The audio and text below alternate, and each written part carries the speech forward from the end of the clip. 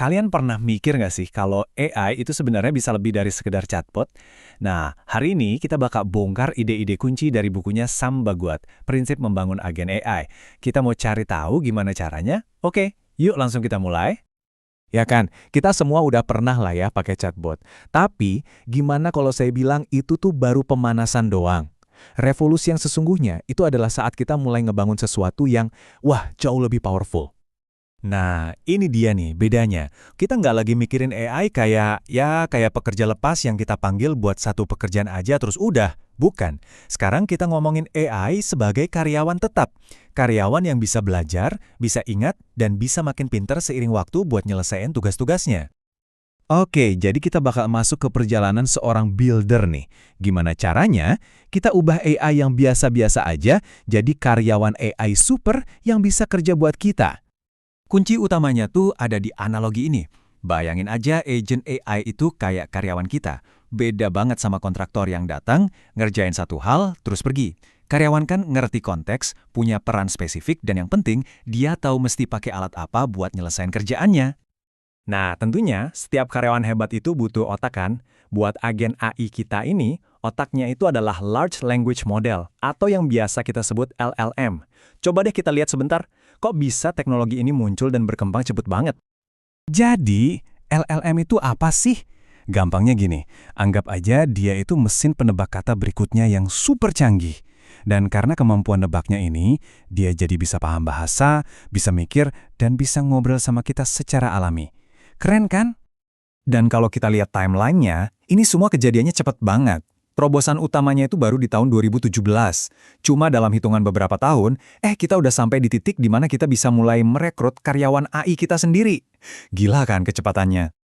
Oke, jadi karyawan AI kita udah punya otak. Sip, tapi otak doang kan gak cukup buat kerja. Ibaratnya punya otak pinter tapi nggak punya tangan, ya gimana mau ngerjain sesuatu? Nah, dia butuh tangan, butuh alat buat bisa berinteraksi sama dunia digital, buat akses software, data, atau internet. Nah, disinilah perbedaannya. Dengan adanya alat ini, si agen nggak cuma bisa ngomong doang, tapi dia bisa mulai bertindak. Dia bisa beneran ngelakuin sesuatu. Misalnya nyari info di web atau ngambil data dari database, bukan cuma jawab pertanyaan doang. Biar lebih kebayang, kita lihat contoh kasusnya. Jadi ada agen AI dikasih setumpuk data buku, dan dia bingung total, nggak bisa ngapa-ngapain. Tapi, begitu dia dikasih alat yang tepat, misalnya alat buat nyortir buku berdasarkan genre atau berdasarkan rekomendasi investor, wush, dia langsung berubah jadi analis yang jago banget. Jadi, poin utamanya, dan ini penting banget, kehebatan seorang agen itu bukan cuma soal seberapa pinter otaknya, tapi seberapa bagus alat-alat yang kita kasih ke dia. Alat yang pas itu yang mengubah potensi jadi performa. Oke, kita udah punya agen dengan otak dan alat. Keren, terus apa lagi? Sekarang kita perlu kasih dia semacam buku catatan biar dia bisa ingat hal-hal penting. Dan juga kita perlu kasih dia rencana kerja, semacam project plan, biar dia nggak bingung pas ngerjain tugas yang rumit. Nah, memori ini penting banget. Inilah yang bikin si agen terasa kayak rekan kerja yang udah kenal lama, bukan kayak ngobrol sama orang asing. Dia nggak cuma inget obrolan kita barusan, tapi dia juga bisa nyambungin itu sama info-info penting dari dulu. Jadi jawabannya benar-benar relevan. Tapi kalau tugasnya super kompleks, memori aja kadang nggak cukup. Nah, di sini kita perlu kasih si agen rencana yang jelas, step by step. Inilah yang kita sebut sebagai workflow atau alur kerja. Anggap aja ini kayak peta yang terstruktur, biar tugas yang tadinya kelihatan berantakan bisa jadi punya hasil yang jelas dan terprediksi. Betul, anggap aja alur kerja ini kayak SOP, standar operasional prosedur, buat si karyawan AI kita. Gunanya apa? Biar tugas-tugas yang rumit, misalnya bikin laporan, itu dikerjain dengan cara yang sama dan benar setiap saat. Jadi konsisten.